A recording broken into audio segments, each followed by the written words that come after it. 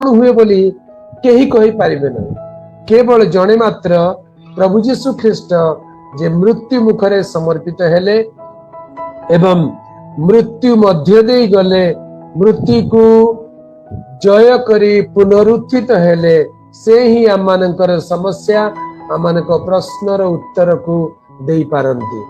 प्रभुंकर पवित्र नामर गौरव हो। मृत्यु परे कौन हुए, मनुष्य कुआड़े जाए। समस्त को प्रभु जीशु ख्रीस्ट नाम मोर आंतरिक नमस्कार। प्रिय भाई एवं भौणी मैंने आपण मान पुणी थे स्वागत आ गोटे वीडियो को।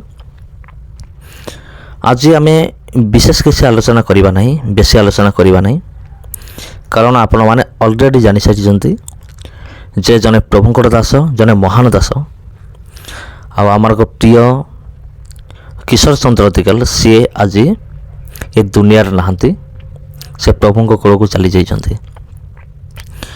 तेबे जतबे से जगत छाड़िले, से पृथ्वी सीना चलीगले, किंतु जीवा पूर्वर अनेक वाक्य आमन पाई छाड़िकी से गले। तेबे आज मध्य एबे सुधा मध्य ओडिशार लोक माने तांको पाई झुरी होउछन्ति। काहेकि ना ओडिशार लोक माने आमर ख्रीस्टान भाई एवं भौणी माने एमिति किसी विषय तांको ठारू पाइथिले, आत्मिक विषय जहाँ से कदापि जीवन में भूली पारे ना, से झुरी होती। जे जने प्रभुंकर दास, एमती जने प्रभुंकर दास आज आम गहन नहांती। मु कहि आमे माने जने गुरु को आम हरइलु, जी कि जने आत्मिक गुरु थे आमर अनेक विषय आमे माने तांको ठारू शिखिलु। मुझे कही मो विषय मुझको दुई थर मु भेटी, से आसी आम एरिया को प्रचार करिया निमंते। तार फोन नंबर मत नहीं सहित कथबार्ता होती। से प्रभुंक दास किंतु ए दुनिया नहांती। मु चाहूली आउ थे भेटापी, किंतु से सुजोग प्रभु मत देला नहीं।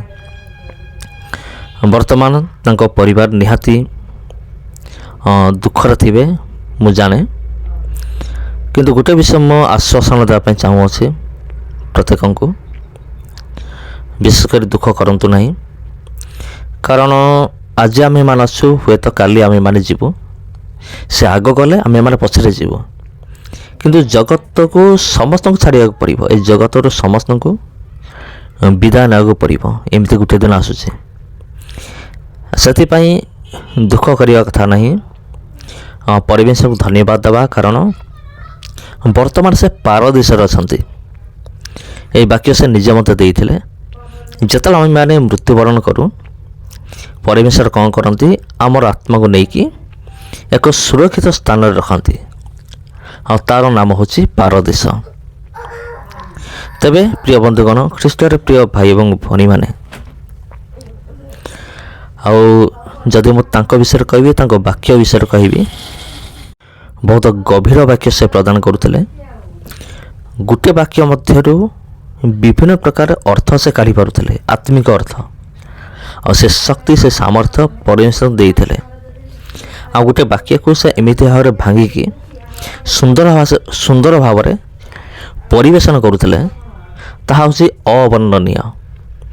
जो वाक्य को आमे पढ़ाई मात्र 15 सेकेंड कि 20 सेकेंड आमे लगाऊ, से वाक्य को से भांगिकी जिते से प्रचार करते, से वाक्य को से अध घंटा घंटे एपरिक 1.5 घंटा 2 घंटा पर्यंत से प्रचार करिपारंती।